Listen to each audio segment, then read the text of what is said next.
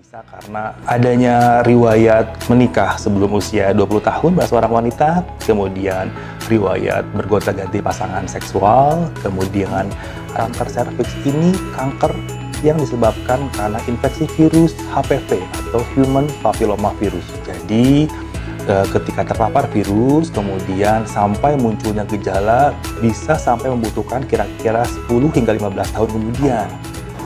Dan tahukah Anda bahwa di Indonesia ini angka kematian yang disebabkan oleh kanker serviks cukup tinggi.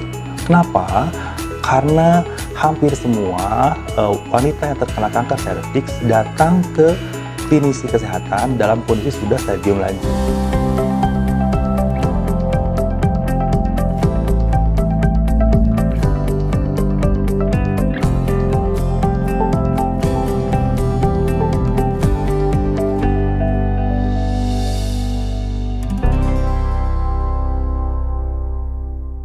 Assalamualaikum warahmatullahi wabarakatuh. Halo, semangat pagi Sobat Ruang Dokter semua. Semoga pagi hari ini Sobat dan keluarga dalam kondisi yang sehat selalu. Berjumpa lagi dengan saya, Dr. Doni Apriyadi, dokter spesialis kandungan dan kebidanan Ruang Dokter.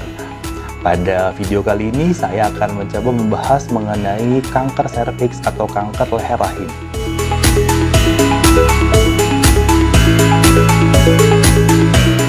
Sebelum kita membahas lebih lanjut mengenai kanker serviks, tahukah Anda bahwa kanker serviks merupakan kanker ketiga yang paling sering ditemukan pada seorang wanita di dunia. Dan setiap 2 menit, seorang wanita di dunia ini meninggal karena kanker serviks atau kanker leher rahim. Dan setiap 1 jam, seorang wanita di Indonesia juga meninggal karena kanker serviks atau kanker leher rahim. Oleh karena itu, alangkah baiknya kita akan membahas ini untuk mencegah dan mengobati kanker serviks. Lalu, apa itu kanker serviks? Kanker serviks itu adalah kanker yang menyerang organ serviks atau leher rahim. Jadi, di dalam organ reproduksi seorang perempuan, di dalam rahim kita mengenal adanya leher rahim yang merupakan bridging atau perantara antara rahim dengan vagina atau saluran reproduksi bagian luar dari seorang perempuan. Jadi organ ini karena peralihan rentan terhadap terjadinya kanker serviks atau kanker leher rahim.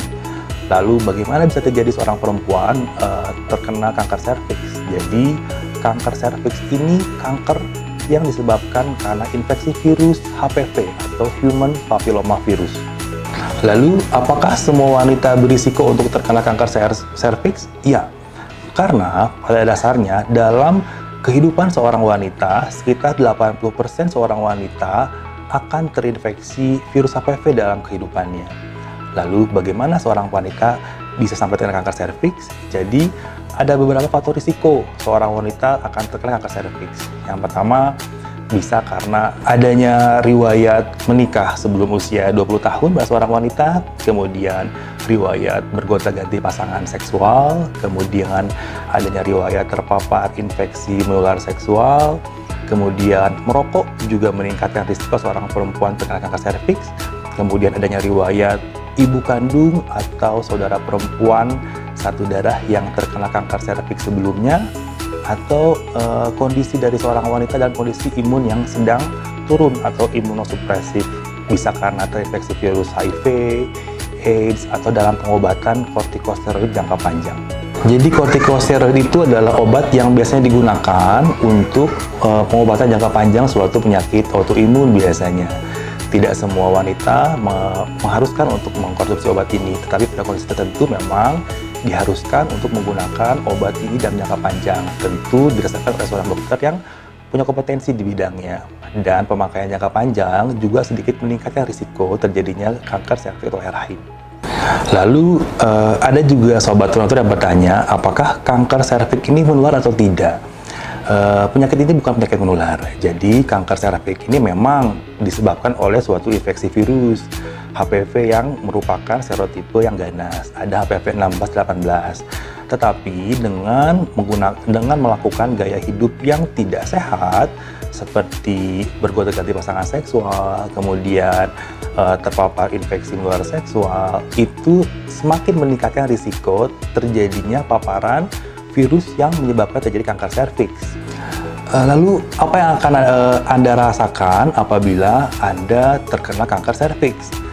Sebagian besar pada tahap awal kanker serviks muncul tidak mempunyai gejala sama sekali.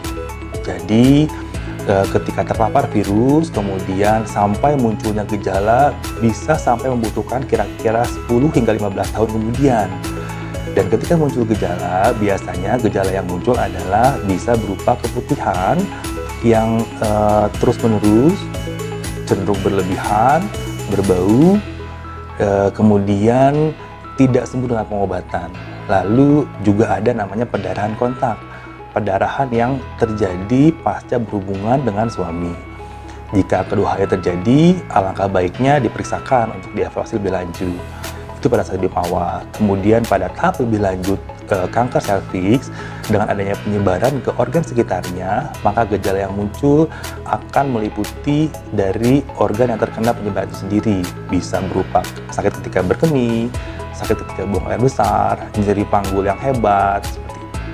Lalu apabila Anda terkena kanker serviks, apa metode pengobatan dilakukan? Yang pertama, bisa terapi utama adalah dengan tindakan radiasi sebenarnya. Radiasi, kemudian dengan kemoterapi, dan terapi pembedahan pada stadium kanker yang masih relatif awal. Dan tahukah Anda bahwa di Indonesia ini angka kematian yang disebabkan oleh kanker serviks cukup tinggi. Kenapa? Karena hampir semua wanita yang terkena kanker serviks datang ke klinisi kesehatan dalam kondisi sudah stadium lanjut.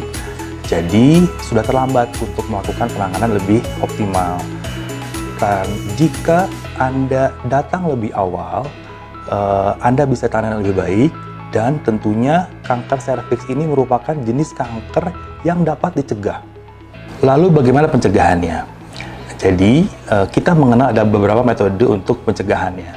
Yang pertama adalah dengan menghindari tadi semua faktor risiko, dihindari semuanya, dari mulai gaya hidup, kemudian kebiasaan rokok, dan lain sebagainya. Dan rajin melakukan screening atau penapisan, karena dengan screening yang dilakukan secara teratur akan mampu mendeteksi kanker leher rahim sehingga dapat dicegah progresivitasnya. Dengan cara apa? Yang pertama dengan menggunakan metode pap smear. Pap smear yang dilakukan secara rutin. Apa itu pap smear? Pap smear kita itu mengambil sampel jaringan dari mulut rahim, diambil kemudian dikirimkan ke laboratorium, dianalisis dengan menggunakan mikroskop khusus, kemudian dianalisis mengenai struktur sel di dalam leher rahim itu sendiri. Caranya sangat sederhana dan bisa dilakukan di mana saja, termasuk di puskesmas. Jadi Anda tinggal datang, kemudian Anda melakukan pap smear dengan tentunya beberapa persyaratan. Persyaratannya adalah jika Anda melakukan pap smear, Anda tidak menggunakan pembilas vagina atau saluran reproduksi minimal 2x24 jam, kemudian tidak sedang haid, yang ketiga tidak berhubungan dengan suami minimal 24 jam sebelumnya. Kemudian hasilnya pun akan ditentukan. Jika hasilnya baik, maka pap smear ini harus diulang setiap tahun. Setiap tahun diulang hingga akhirnya rekomendasi dari ACOG dapat dihentikan apabila sudah mencapai usia 70 tahun. Lalu apa yang dilakukan apabila dari hasil pemeriksaan pap smear Anda positif? Biasanya yang ditemukan adalah lesi prakanker sebelum menjadi kanker. Jika ditemukan, ada beberapa metode penanganan agar lesi prakanker ini tidak berkembang menjadi kanker.